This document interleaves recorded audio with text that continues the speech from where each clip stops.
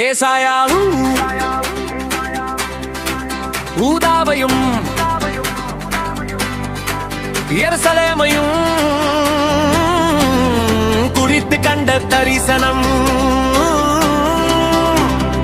ஏசாயா சோவரனாவோற்றின் குமாரனாகிய ஏசாயா யூதாவையும் எருசலேமையும் குறித்து கண்ட தரிசனம். தூகடைசி நாட்களில் கர்த்தருடைய ஆலயமாகிய பர்பர பலகல நங்கற்படமுடே சாதுக்கும் மத்திய மதிகளுக்குமே ராயுயர்த்தப்படும். எல்லா ஜாதிக பர்வதத்துக்கு ஓடி வருவார்கள்.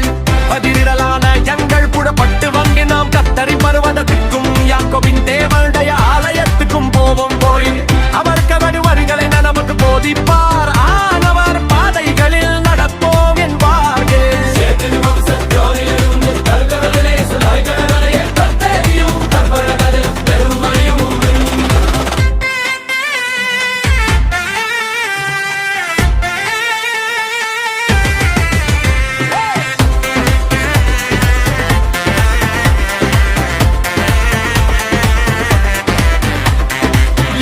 சீயோனில் இருந்து வேதமும் எருசலேமில் இருந்து கர்த்தரின் வசனமும் வெளிப்படும். ஏனவர் ஜாதிகளுக்குள் நியாயம் தீர்த்தே பற்களை கடிந்து கொள்வார்.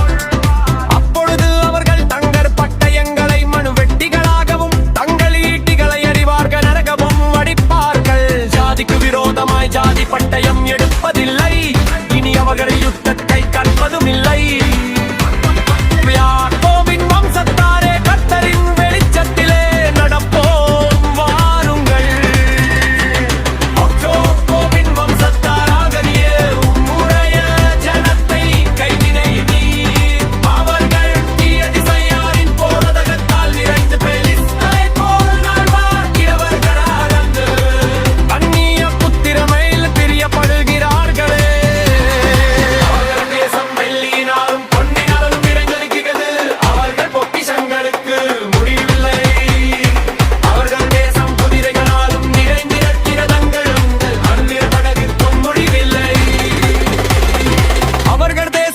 கிரகங்களாலும் நிறைந்திருக்கிறது.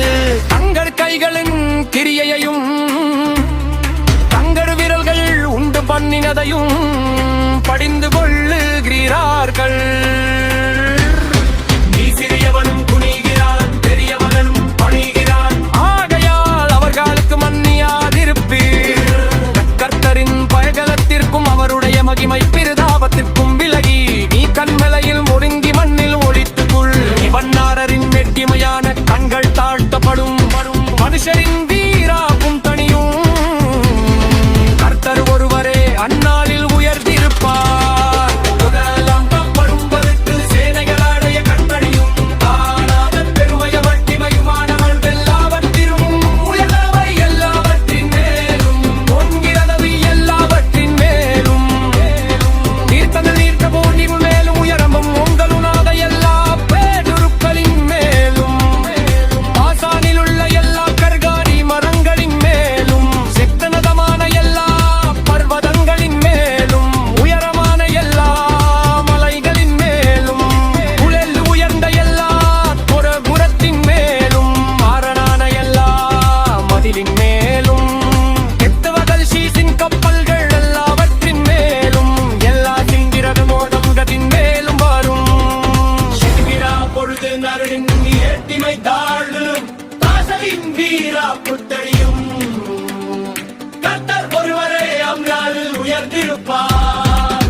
விக்கிரகங்கள் கட்டோடே ஒழிந்து போ. நின்ன பூமியை தத்தளிக்க பண்ணக்கர் எறும்போடு அவருடைய பயங்கர தீர்ப்புகும் அவருடைய மகிமை பிற பயாபத்திற்கும் விலகி கண்மலைகளின் வெடிப்புகளிலும் குன்றுகளின் சந்துக்களிலும் புகுந்து கொள்ளும்படிக்கு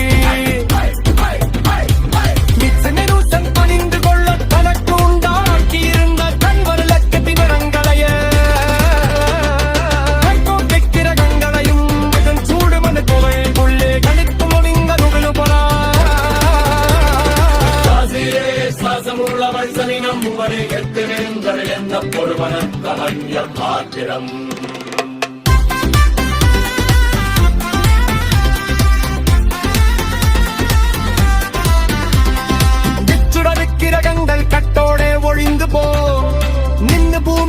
தத்தளிக்க பண்ண கற்பர் எழும்பும்போன் அவருடைய